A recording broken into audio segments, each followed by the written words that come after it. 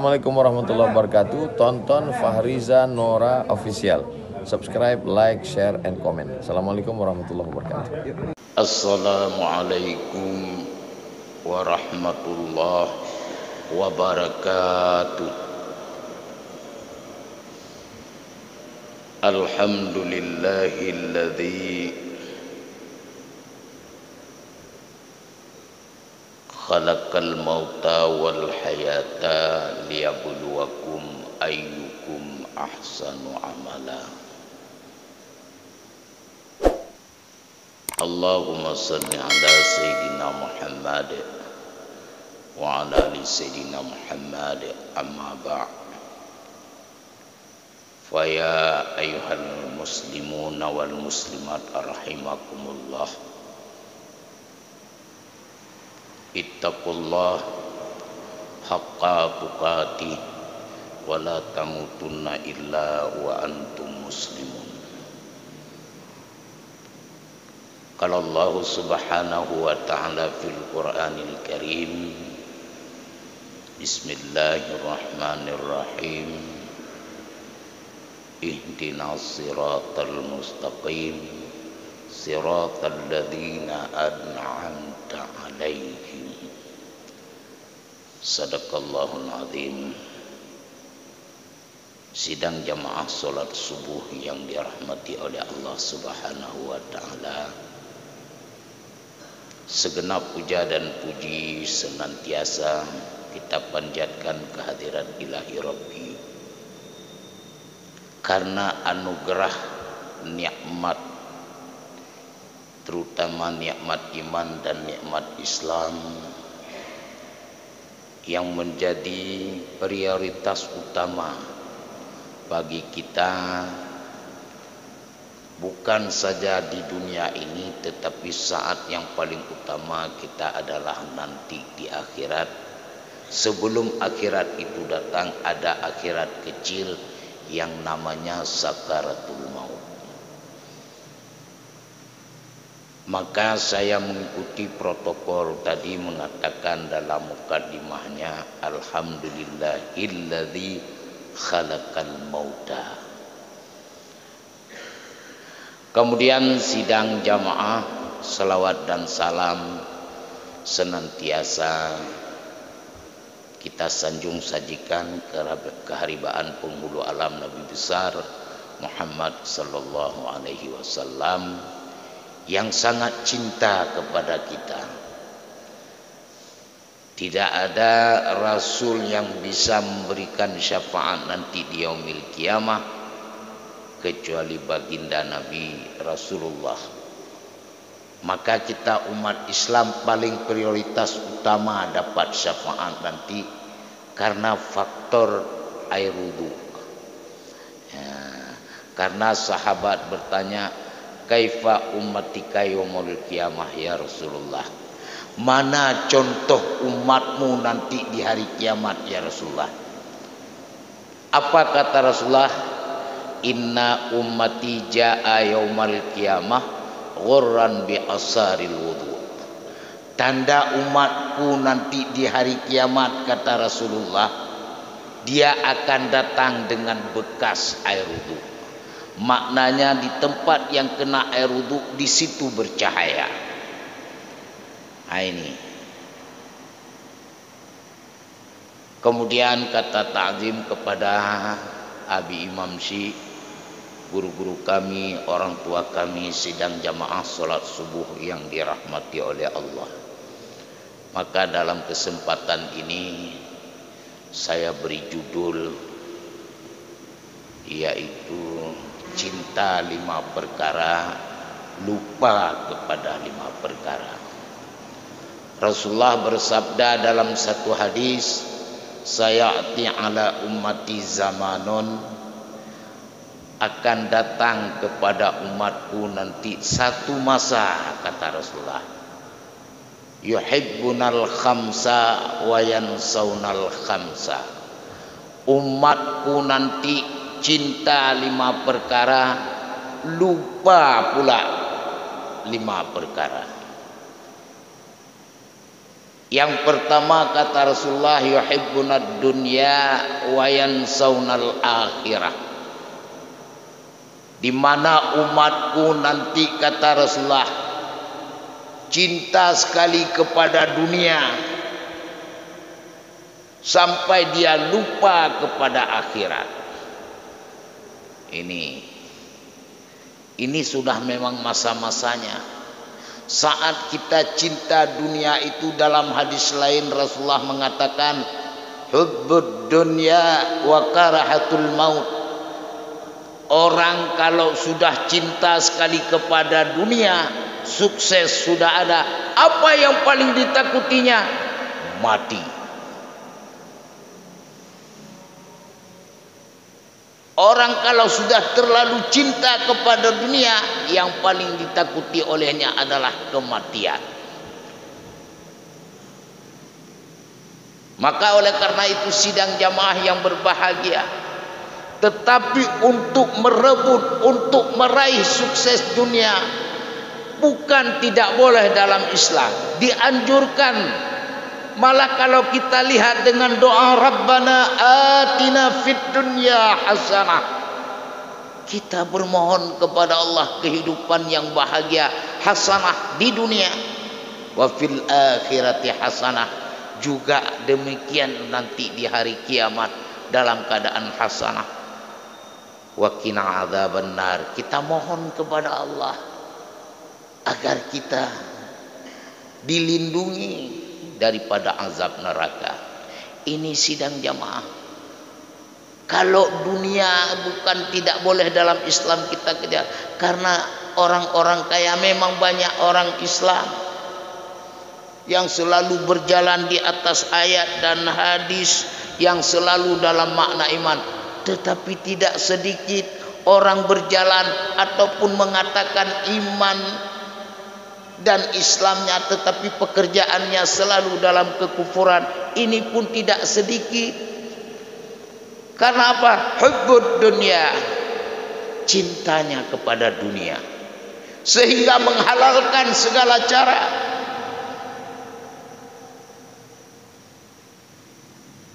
Ini sidang jamaah.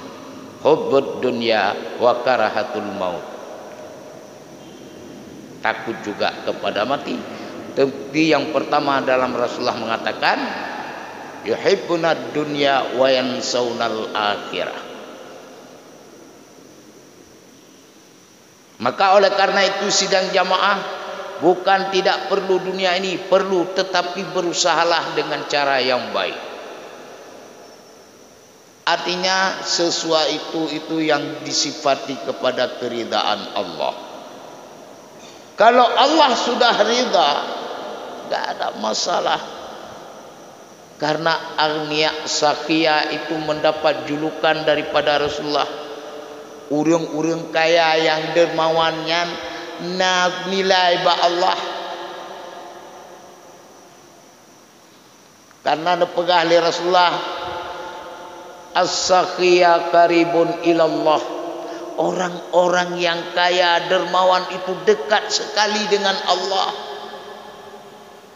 Wa qaribun ilal haq. Kalau orang kaya sudah dermawan, dekat kepada kebenaran. Wa qaribun ilal jannah, dekat ke surga. Wa qaribun ilan nas, dekat dengan manusia.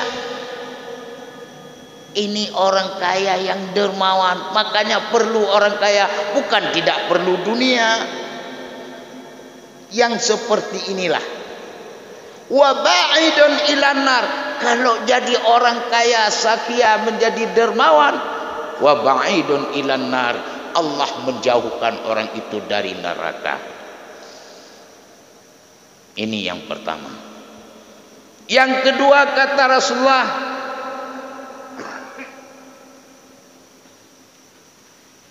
yuhibbunal hayat wa yansawnal mauta. Cinta sekali kepada kehidupan,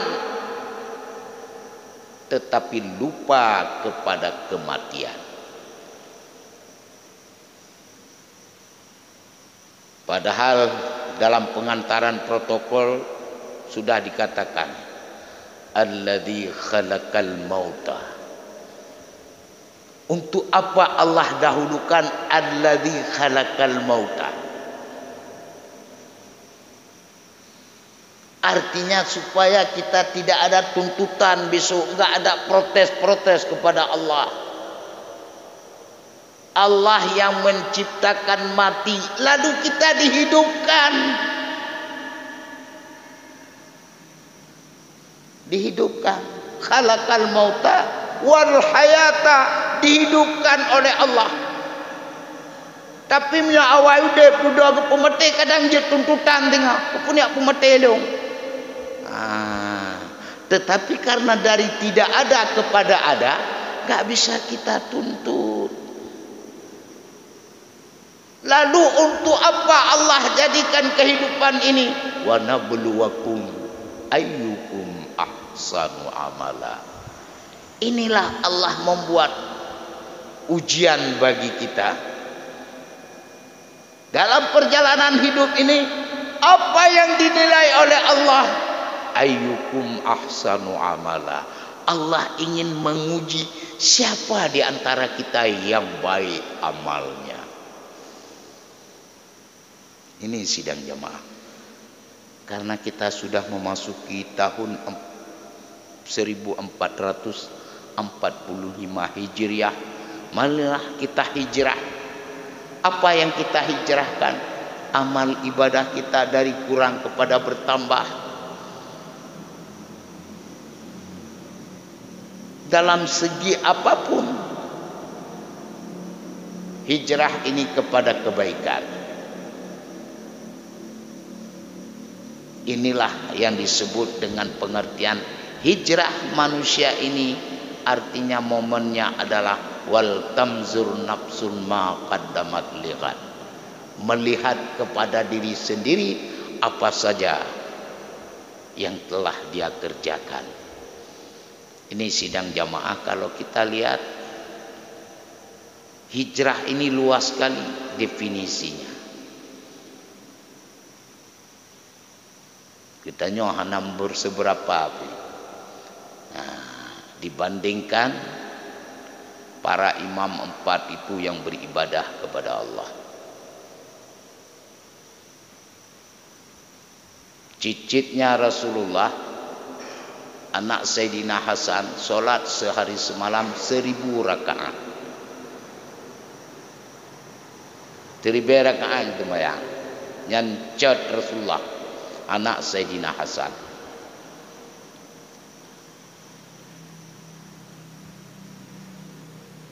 Imam gedanya, imam yang punya termasuk imam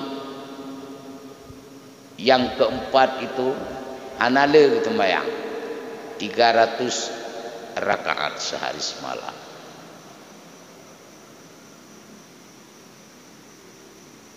Memang ada nilai dengan kiban cara itu nyonyo kemandung-mandung kembali kepada hijrah, momen hijrah ini dari hanagat ke God. Dari dulu pelit, mari kita menjadi golongan sakia, orang-orang yang dermawan. Ini yuhibbunal hayat wa yansawnal mauta. Cinta kepada kehidupan tapi takut kepada mati. Memang harus takut engkau. Tetapi untuk menjadi sebuah predikat tentang hak itu, memang pengumuman Pak Mutijid sedekah dari hamba Allah untuk menobatkan anak hamba Allahnya hana tuta. Tidak susah. Tuan boh hamba Allah. Artinya supaya tidak ada unsur ria, tidak ada unsur pamer. You pegat ke hamba Allah. Tamalaki hamba Allahnya mutafaul. Kapan tafaulnya? Saat kita menjelang mati. Pajang menjelang mati, ai buat dekat mati. Pun kena Allah, ya ayyatuhan nafsul mutmainnah, irji' ila rabbiki radiyatan mardiyah, fadkhuli fi ibad wadkhuli jannati. Ini baru lulus sebagai hamba. Hai jiwa yang tenang, kembalilah engkau kepada Tuhanmu dengan keridaan dan juga engkau ridha. Masuklah dalam golongan hambaku, kata Allah. Ini yang berat. Pegah je tunggu. Hamba Allah, hamba Allah. Tapi untuk lulus sebagai seorang hamba bukan barang mudah. Idonya yang kadi dua roh yang nalahi. Taboh dengan pernyataan Allah, taboh dengan pernyataan Rasul yang nata menghamba. Siapa yang pertama? Rasulullah. Di mana kejadian? Pada perjalanan Isra dan Mi'raj. Subhanalladzi asra bi'abdihi. Itu baru ada satu orang hamba yang lulus. Maha suci Allah yang memperjalankan hambanya yang kalulu. Tanya kalau menunggu. Teman tabuh galak tu. Kadang lagi hambanya yang kena bahaya haji, tafaulnya bahaya. Tafaulnya juga dia ada baiknya. Ini tahidrat hamba kata melaki bujik ke hamba Allah, tetapi untuk lulus susah.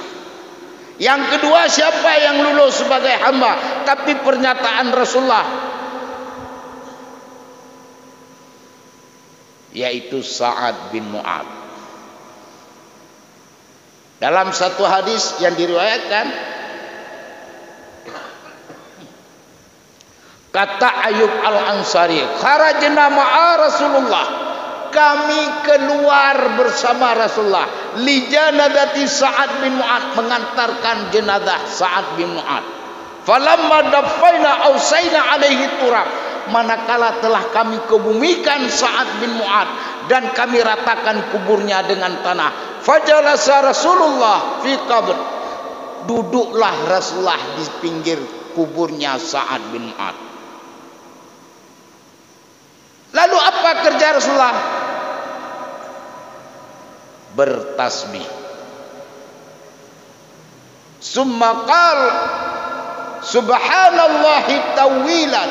Rasulullah neduk bak bineh kubu Sa'ad bin Mu'adz, nebacakan tasbih yang panjang. Fasabbahna ma'ahu, maka kun Ayyub Al-Ansari, kami juga bertasbih bersama Rasulullah. Summa qal, lalu Rasulullah menyambung mengatakan Allahu Akbar, bertakbir Rasulullah. Fatakabbarna ma'ahu, kami juga bertakbir bersama dengan Rasulullah. Setelah selesai, Ayyub Al-Ansari bertanya, malaka ya Rasulullah, ada apa dengan engkau ya Rasulullah? Fasabbahna fatakabbarna, engkau membaca tasbih dan takbir, dulu tidak pernah kamu lakukan pada sahabat yang lain. Apa kata Rasulullah? Aku menyaksikan jasad hamba Allah abdi salihi fi qabri, dihimpit oleh kubur tadi, hamba Allah yang soleh, yaitu Sa'ad bin Mu'adz.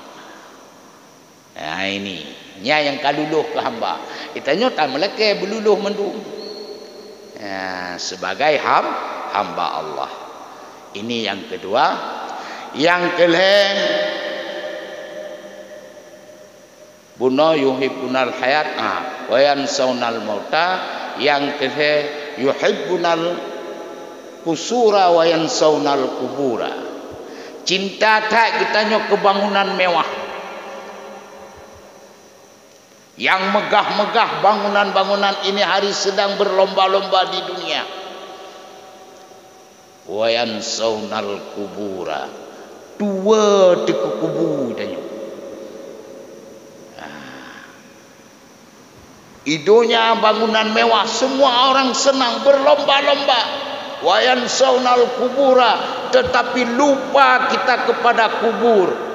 Padahal Rasulullah telah mengatakan al-qabru awwalu manzilin min manazilil akhirah. Kubur merupakan pintu awal dari segala urusan akhirat.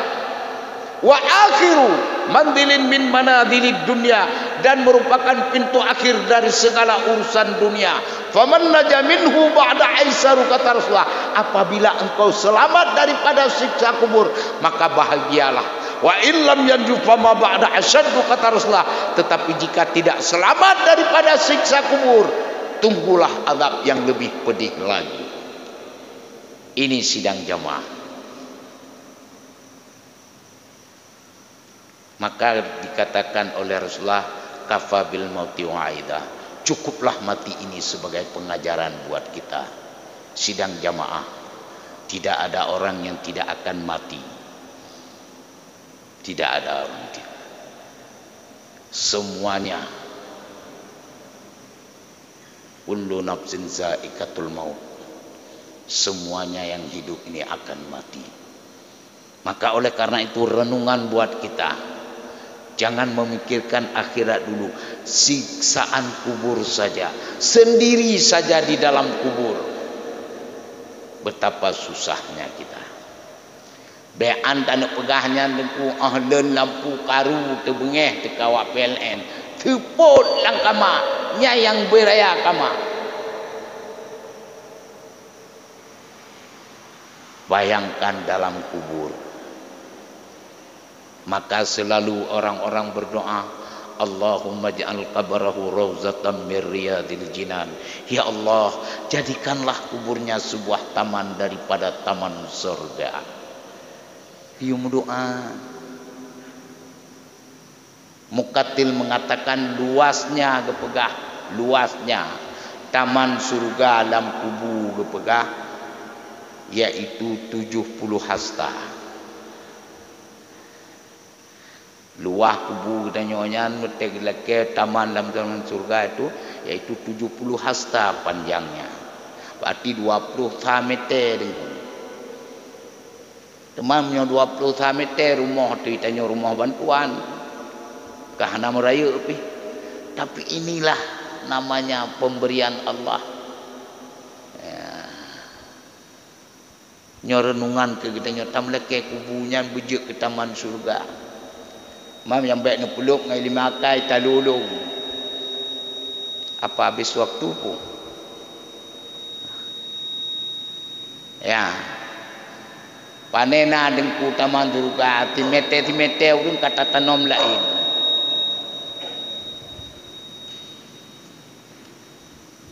Sampai yang timete kata tanom lain panena luah 20 meter. Nyan hai lu pikir lu. Tetapi kalau kita kembali apa pernyataan Rasulullah kepada Ibnu Abbas, dan Ibnu Abbas kepada sahabat yang lain bertanya, punekeun li Allah dalam Quran, wasari'u ila maghfiratin min rabbikum wa jannatu 'arduha as-samawati wal ard uiddat lil muttaqin. Allah gepegah dalam Quran, bersegeralah kamu menuju masa keampunan di sisi Tuhanmu, yang dengan keampunan tersebut Allah beri surga kepada kamu, tiap individu seluas langit dan bumi. Sahabat bertanya kepada Ibnu Abbas, hai Ibnu Abbas, menyoti ada orang tabah surga, orang lain 4 surga, wajar secara logika. Tapi pugekeun le Ibnu Abbas, wahai para sahabat, bukankah Rasulullah mengatakan demikian? Ya, tidak ada orang tabah surga seluas langit dan bumi, diulang 4 surga. Bukankah Rasulullah pernah mengatakan luasnya dunianya sebesar jarum, dibandingkan aras Allah Ta'ala raya dunianya ube jarum. Getanyang le Ibnu Abbas, karena gepegah le Rasulullah, aras Allah Ta'ala ibarat padang Arafah, padit boh le jarum. Dunia ube jarum, aras Allah Ta'ala ibarat padang Arafah. Getanyang le Ibnu Abbas, berapa muat jarum? Jadi jangan sanksi. Jadi yang baik tapua ilmu akai, amunuru akai kita nyu agama baik. Karena Allah kepegah Ya ayuhan nasu inna wa'adallahi haqq fala taghurrannakumul hayatud dunya wala yaghurrannakum billahil gharur. Hai manusia, sesungguhnya janji Allah itu benar. Yang paling benar yang ke janji Allah, manusia yang menjanji mentang niku. Nyok ada truk lah awak-awak menjanji. Kamu pom kedon payah terpegah tadi. Nyang padik boh kah? Kemudian yuhibbunal mal wa yansawnal hisaba. Yang kepegah oleh Rasulullah, umat dong kepegah cinta tak ke harta, tetapi dia lupa kepada hisab. Arti hisab perhitungan, hitung oleh Allah, tengok ge audit. Yang kerja menyonet tim amal jeroh mendum tengok. Rasulullah hana pernah laki kaya Allah. Yang kerja na doa Rasulullah, Allahumma ahyini miskinan, ya Allah nepu deplung dalam keadaan miskin. Totim.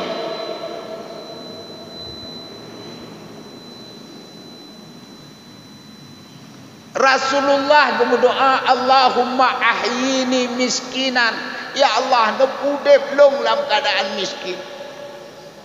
Wa amitni miskinan, nepu mati dalam keadaan miskin. Wahsyurna yaumal qiyamah ma'al masakin, nekumpul nepu sejahteralun ya Allah tengah ura kiamat dengan urang-urang miskin. Bahkan Nabi bila ke miskin idonya kan dia tak udeng. Yang kita nyawa yang namo to'ah narajia tikai tutup. Stop Pak. Assalamualaikum selamat tiang, mohon Pak surat-suratnya. Idonya kan yang Honda menanti urang tengen naik tutup. Anak pulang ya jangan dapat. Ipukoh jalan dah. Hana dia abu nekoh jalan dah. Oh ya, jak kena. Yang contoh saja. Tapi kalau sudah berharta maka geken wa an malihi ma ainak tasabah wa fima nafaqatu. Dalam hadis lain, harta yang kau peroleh ditanya oleh Allah dengan hai hambalun, dengan jalan bagaimana dan kemana saja engkau nafkahkan. Jadikan mudah. Yang kerja idonya kan dia tak ideng. Urang gatin ngau urang kaya le tengen urang gatin dengku. Di urang gatin tengen ngan tengen juga dah. Di urang kaya tro tapi payah tak tengen tengku. Rumah spring bed Athena hanteng aja. Bang gejak bak gle urang gatin hidia terangkang ro iya babah ide. Tak pegak kaji tak aku keun ube yang kaku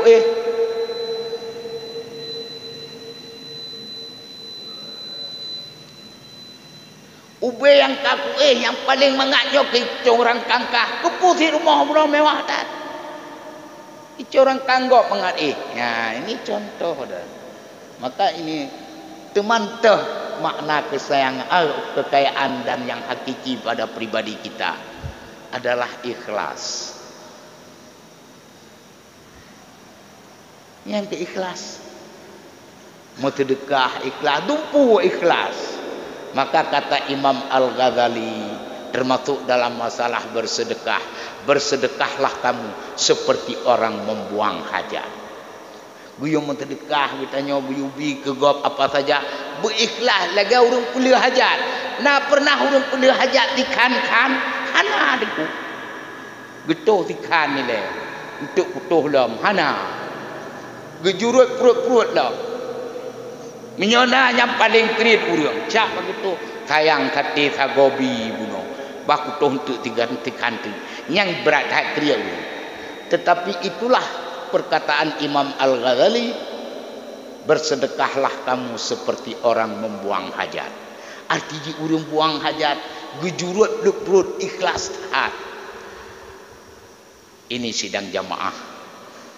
Maka mandum-mandumnya terjadi kepada pribadi kita di dunia.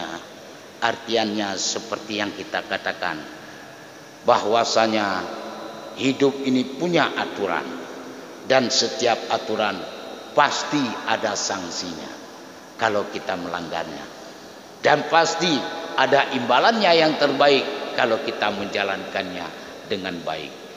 Semuanya ini tidak lepas daripada makna perintah daripada Allah dan Rasulnya. Maka inilah sebagai penyampaian, saya sudah melebihi 30 menit. Insya Allah apa yang tersisa akan kita sampaikan setelah pesan-pesan berikut ini. Amin ya rabbal alamin. Hadanallah wa iyyakum ajmain. Wassalamualaikum warahmatullahi wabarakatuh.